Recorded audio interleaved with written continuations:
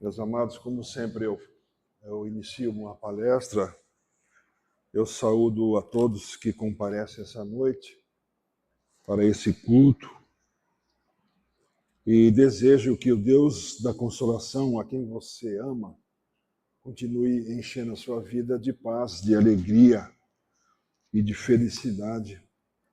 Em nome de Jesus, amém.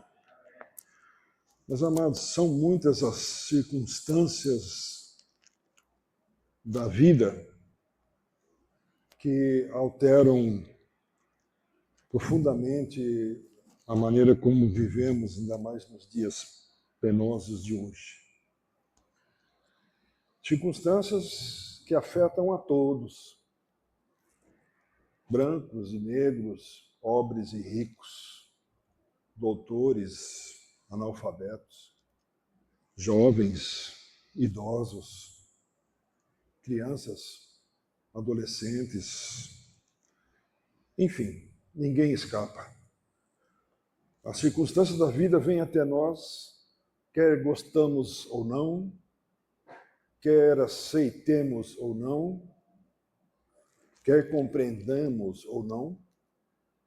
E se nós não estivermos ligados à solução para essas circunstâncias põem a nossa vida de ponta cabeça. Às vezes você vai no médico levar um exame de rotina e o médico diz assim, olha, tem um probleminha aí e nós vamos fazer o possível para que você tenha uma sobrevida. Se você não tiver com quem se agarrar, essa circunstância põe a sua vida de ponta cabeça. Talvez você esteja indo bem na sua empresa, como proprietário ou como funcionário, e de repente você vai passar por uma perda financeira absoluta. Se você não tiver com quem se agarrar, essa circunstância vem até você e põe a sua vida de ponta cabeça. Um casamento de 20, 25 anos, 30 anos de convivência, de repente uma traição de um lado ou de outro, e aí você vai ter que enfrentar um divórcio doloroso por meses, se você não tiver em quem se agarrar. Essa circunstância põe a sua vida de ponta cabeça. E talvez alguém muito querido, seu pai, sua mãe, sua esposa, seu esposo, seus filhos, um amigo, nossos irmãos de fé, nossos vizinhos, pessoas queridas, de repente essa pessoa falece.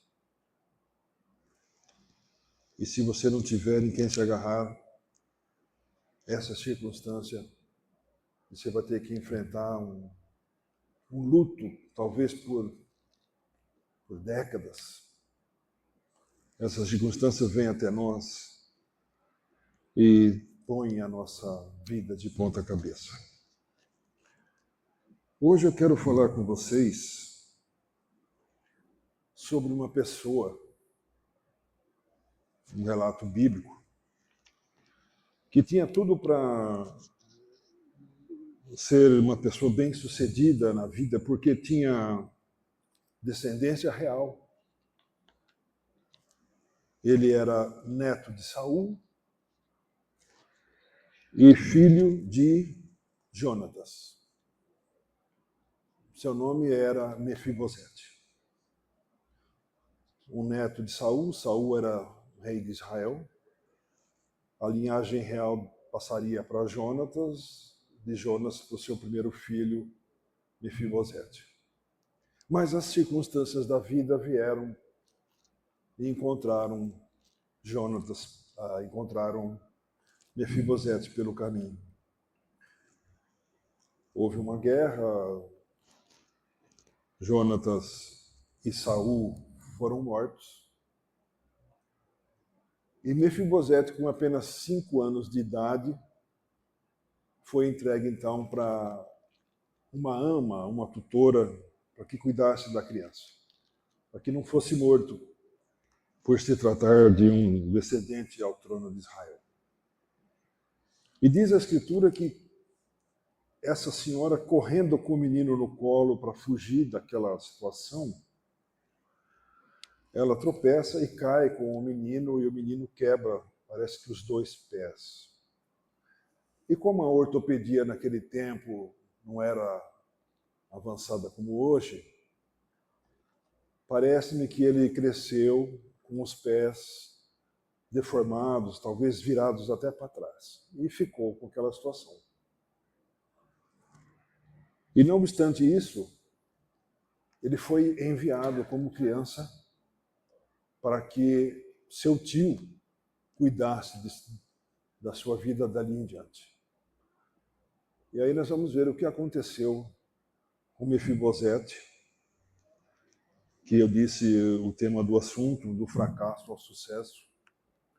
O que aconteceu com Mefibosete no recorrer dos seus 5 anos até os seus 25 anos de idade.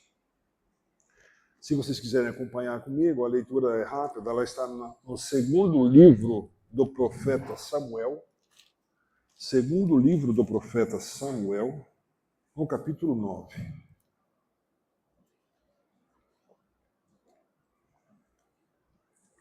Segundo livro do profeta Samuel, capítulo 9. Nós faremos a leitura a partir do primeiro versículo. Eu penso que você já deve ter achado. Então eu vou ler aqui na minha Bíblia, segundo livro de Samuel 9, de 1 em diante. Diz assim a minha tradução. E disse Davi: existe ainda alguém que ficasse na casa de Saul para que eu lhe faça bem por amor de Jonatas? E havia um servo na casa de Saul, cujo nome era Ziba. E o chamaram que viesse a Davi, e disse-lhe o rei: és tu, Ziba? E ele disse: servo teu. E disse o rei: não há ainda algum da casa de Saul para que eu use com ele de beneficência de Deus? Então disse Ziba ao rei: ainda há um filho de Jonatas, aleijado de ambos os pés. Disse-lhe o rei: onde está? E disse Ziba ao rei: eis que está em casa de Maquir, filho de Amiel, em Lodebar. Então mandou o rei Davi e tomou a casa de Maquil, filho de Amiel, de Lodebar. E vindo Mefibosete, filho de Jonatas, filho de Saul, a Davi, se prostrou por terra e se inclinou e disse: Mefibosete, eis aqui teu servo. Disse-lhe Davi: não temas, porque de certo usarei contigo de beneficência por amor de Jonatas, teu pai, e te restituirei todas as terras de Saul, teu pai, e tu de contínuo comerás pão à minha mesa. Então se inclinou e disse: quem é teu servo, para tu teres olhado para um cão morto, tal como eu? Então chamou Davi a Ziba, moço de Saul, e disse-lhe: tudo o que pertencia a Saul e de toda a sua casa tenho dado ao filho do teu senhor. Trabalhar-lhe-ás, pois, a terra, e teus filhos e teus servos, e recolherás os frutos, para que o filho do teu senhor tenha pão que coma. Mas Mefibosete, filho do teu senhor, de contínuo comerá pão à minha mesa. E tinha 15 filhos Ziba e 20 servos. E disse Ziba ao rei: conforme tudo quanto meu senhor o rei manda a seu servo, assim fará teu servo. Porém, Mefibosete comerá à minha mesa como um dos filhos do rei. E tinha Mefibosete um filho pequeno, cujo nome era Mica. E todos quanto moravam em casa de Ziba eram servos de Mefibosete. Morava, pois, Mefibosete em Jerusalém, porque de contínuo comia à mesa do rei, e era coxo de ambos os pés. Amados, para início de conversa, o significado do nome Mefibosete significa aquele que espalha vergonha. E não bastasse isso, ele foi exilado para um lugar chamado Lodebar, que significa lugar de esquecimento. Então, vejam o trauma dessa criança e depois da adolescente e jovem. Alguém que teria direito à sucessão real foi morar com seus parentes. O nome era aquele que espalha vergonha, e não bastasse, foi morar em Lodebar. Em Lodebar, irmãos, eu fiz a pesquisa para passar para vocês, esse lugar na Galileia, era considerado mais ou menos como se fosse hoje a Cracolândia de São Paulo. Infelizmente, ia para Lodebar todo tipo de pessoas com os mais tipos variados de problemas mentais, psicológicos, profissionais, enfim. Lodebar era considerado o lixão de Israel. Nada de bom vinha de Lodebar. Tanto que o nome significa terra do esquecimento. Ninguém investia em Lodebar. Ninguém queria fazer comércio em Lodebar. Lodebar era um lugar seco, árido, nem grama crescia. Não havia pasto, não havia rebanhos de bovinos, de equinos, cabras e bodes. Nada crescia em Lodebar, nada sobrevivia em Lodebar. As pessoas viviam ali, aliás, elas não viviam, eu creio que ali as pessoas apenas existiam. E eu fico pensando na situação de Mefibosete, porque dos 5 anos até os 25, quando Davi pergunta para Ziba se havia ainda algum descendente de Jonatas para que ele usasse de misericórdia, como foi a reação de Mefibosete ao ver a comitiva real chegando até Lodebar, procurando por alguém da família de Saul. Ninguém passava por Lodebar procurando por ninguém, irmãos. Não era uma cidade turística, ninguém ia fazer turismo em Lodebar, não se tinha o que procurar em Lodebar. Imagino também como esse menino cresceu cheio de traumas, porque com certeza disseram para ele: você é neto de Saul, seu avô era rei em Israel, seu pai Jonatas seria rei no lugar do seu avô e você ocuparia também o trono de Israel um dia. Ele deve ter crescido ouvindo isso. Eu fico imaginando aquele menino já se tornando adolescente e talvez seus coleguinhas, alguém mais jovem ou da sua idade, escarnecendo dele. Olha aí o sucessor ao trono de Israel, um coxo e que agora vive das migalhas do tio, que era irmão da mãe de Mefibosete. Como deve ter sido ruim a vida de Mefibosete naqueles dias. Esquecido, abandonado, trocado, deixado de lado. É muito ruim ser deixado de lado. É muito ruim ser esquecido, ser abandonado. Mas aí o Altíssimo entrou com uma providência. Davi pergunta para Ziba se havia algum descendente vivo da linhagem de Saul, e eles falam, olha, tem uma pessoa assim. O nome dele é Mefibosete, e ele mora em Lodebar. E ele é coxo. Veja, irmãos, Davi não perguntou se havia algum parente de Saul que era coxo, ou que era cego, ou que era leproso, enfim. Perguntou apenas se havia algum parente de Saul ainda vivo. E a gente vê aqui como a questão do desfavorecer as pessoas, diminuir, ainda era presente já desde aquele tempo, né? Porque a pessoa responde que havia sim um filho de um neto de Saul, mas que era coxo.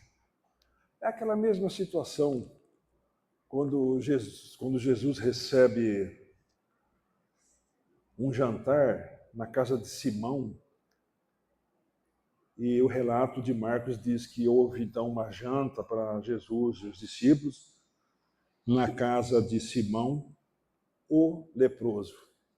Ele já não era mais leproso, né? Porque ninguém fica leproso na presença de Jesus. Então a gente percebe que essa questão de diminuir os outros, de colocar apelidos, de desprezar, de humilhar, já vem já há muito tempo. Fico imaginando também, irmãos, quando Davi manda seus cortejos ali,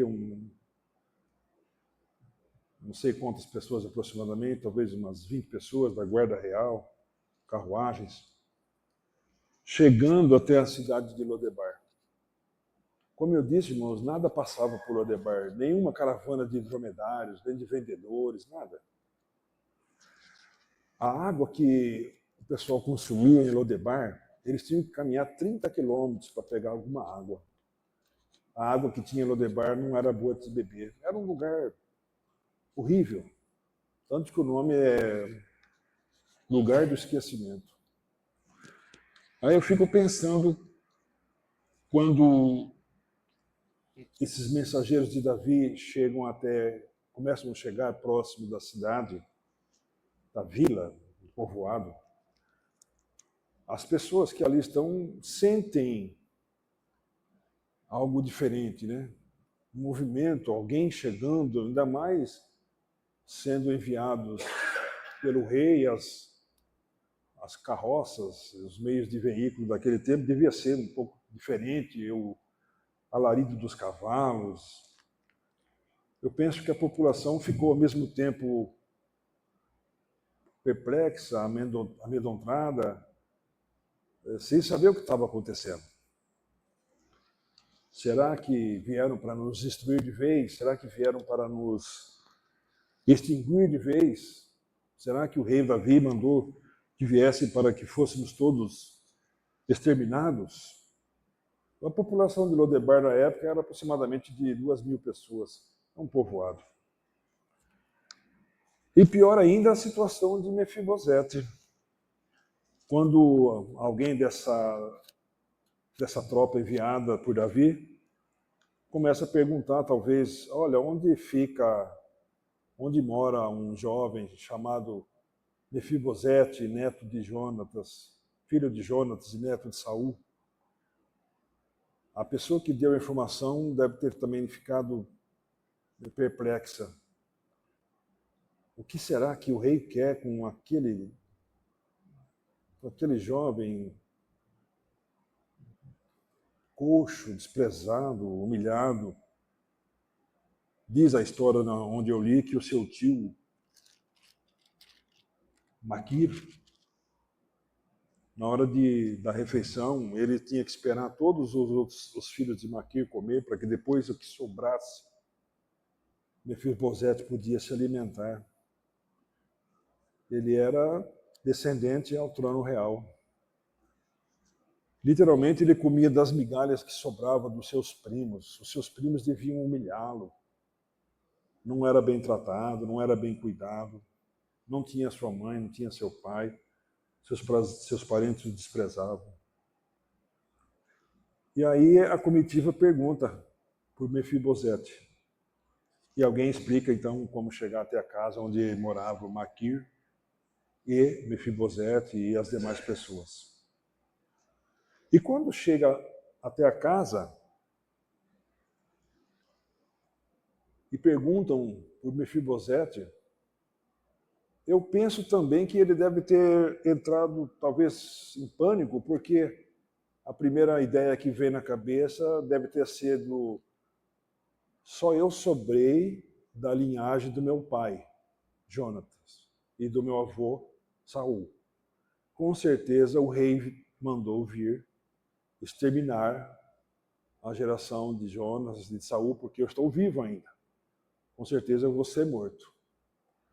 E aí, quando ele chega até Davi, Davi já percebendo a situação, talvez ele trêmulo, com 25 anos, né? Com 5 ele foi para lá. Ele fala: não temas, não precisa ficar com medo. E já começa a falar: olha, eu vou restituir todas as terras que eram do seu avô.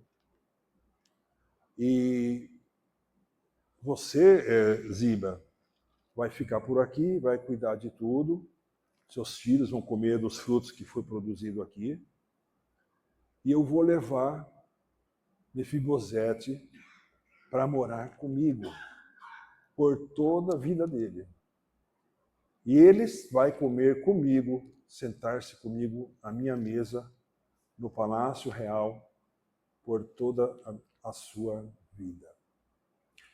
Fico pensando na reação de Mefibosete, porque ele até se considera um cão morto. Naquele tempo, hoje os cachorros têm muito valor, muito cuidado. Eu mesmo, o Eduardo conhece, o Ademir conhece, tenho 2 cachorros lá que parece que a gente cuida melhor deles do que da gente. O Eduardo sabe também, porque também tem cachorro. Talvez alguém mais aqui tenha algum animal de estimação. Enfim, naquele tempo, o animal, o cachorro, não era um animal considerado de estimação. Vivia ali e tal, mas ninguém adotava, cuidava, como se cuida hoje, né? Aliás, é bom cuidar de todos os animais, porque a palavra descrita por Jó diz que Deus se agrada de quem cuida dos animais.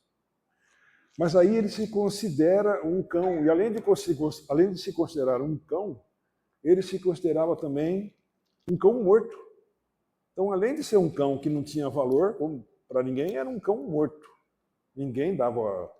Se o cão vivo já era desprezado, um cão morto, né, pior ainda. E aí ele é levado, então, para Jerusalém, para nunca mais voltar para Lodebar. Eu fico pensando na saída dele, porque os parentes ficaram. O tio, a tia, os primos. Já pensou, irmãos, a reação, o que deve ter passado na mente dos seus parentes, vendo Mefibosete indo embora, e eles continuando ali naquela situação? Né? Como é que pode, né? Vieram resgatar Mefibosete, e ele foi dando tchau para a cidade, para o povoado, né? Tchau. Mefibosete, Lodebar nunca mais. Daqui para frente eu vou viver e comer à mesa do rei. Essa mensagem, irmãos, ela não é longa, ela é curta. E eu até devo concluir já em alguns minutos. Eu não sei por qual Lodebar você tem passado. Talvez na sua vida, o que você chama de vida, talvez esteja em Lodebar nos dias de hoje. Talvez seja um casamento quase fracassado, talvez seja um desemprego, talvez seja uma falência financeira, talvez seja o desprezo de amigos, parentes, vizinhos, irmãos da igreja. talvez seja pessoas que você fez tanto bem, tanto, cuidou de tantos e hoje você é ignorado, desprezado. Talvez você tenha comido migalhas na sua existência. E quando eu falo aqui que sair do fracasso para o sucesso, eu não me refiro a esse sucesso desse sistema. Eu me refiro que logo todos vocês estarão sentados à mesa do rei no banquete celestial. E tudo vai ficar para trás, irmãos. Todo o sofrimento, toda a angústia, toda a lembrança má, tudo que você tem passado ainda, todas essas recordações, nós vamos nos lembrar e vamos sorrir de tudo isso. Eu desejo que você fique firme, mesmo estando em Lodebar, mesmo sentindo algumas coisas como Mefibosete na sua existência. E eu quero que você saia daqui hoje sabendo que a sua vida não vai terminar em Lodebar. A sua vida vai terminar na Jerusalém celestial. Essa foi a pequena mensagem para você essa noite. Eu espero que te conforte seu coração, que aguente você passar pelas provas, necessidades, lutas, desafios, como Mefibosete. E se aqui nesse sistema você não for recompensado, não se preocupe, porque a sua restauração final, o seu prêmio final, já está guardado no reino dos céus. Essa foi a mensagem para você essa noite, curta e com um propósito direto, que eu espero também que ela não fique apenas registrada no livro que nós lemos e nem na minha fala, mas que essa mensagem, se ela veio do alto, que ela ganhe na sua vida concretude, ensinamento, materialidade, significado, propósito, conteúdo, cor, tamanho, alegria. E principalmente que o que você ouviu aqui também se transforme em atitudes de misericórdia e de bondade, como fez Davi com o seu próximo. É o meu desejo, em nome de Jesus. Amém. Oremos, queridos. Pai de amor e de misericórdia, aqui está uma parte do seu povo. Como eu sempre digo, embora sejamos indignos de sermos contados no grande número dos teus filhos e filhas, mas estamos aqui desejosos de sermos merecedores das bênçãos da sua misericórdia. Pai de amor e de misericórdia, queremos pedir também nesse momento que nos livre de todo mal, de toda tentação, de tudo aquilo que nos separa de Ti, que supra as nossas necessidades materiais e espirituais. Deus de misericórdia, também queremos nesse momento pedir perdão pelos pecados que temos cometido, por palavras e pensamentos, por atitudes e por omissão. Queremos também, nesse momento, consagrar a Ti a nossa mente, para que sempre pensemos no amor que mereceis. Queremos consagrar a Ti a nossa voz, para que sempre propaguemos a vossa devoção. Queremos consagrar a Ti também o nosso coração, para que vos ame acima de todas as coisas.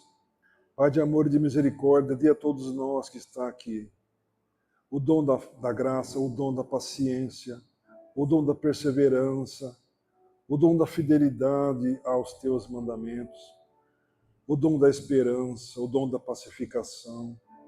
E, acima de tudo, dê a todos nós que estamos aqui o dom e a graça da salvação eterna por Cristo Jesus. Amém.